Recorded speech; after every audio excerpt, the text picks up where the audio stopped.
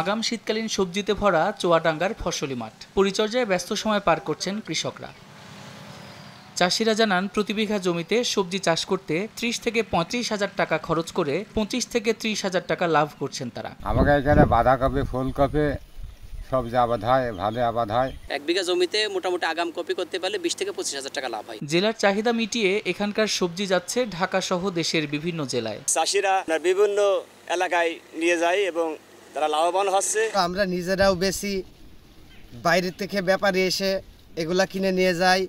মোটামুটি আমাদের ভালোই লাভ হয়। আগাম সবজি বাজারে চাহিদা মেটায় কৃষকরাও লাভবান হচ্ছেন বলে জানান এ কর্মকর্তা। কৃষক ভাইরা এই আগাম সবজি করবেন, তবে এটা পরিকল্পনা মতো করা দরকার। আগাম সবজিগুলো মানে আমাদের বাজারে সবজির চাহিদা যেমন পূরণ করে, পাশাপাশি আমাদের এই কৃষক ভাইরা সেখান থেকে ভালো একটা মুনাফা পায়।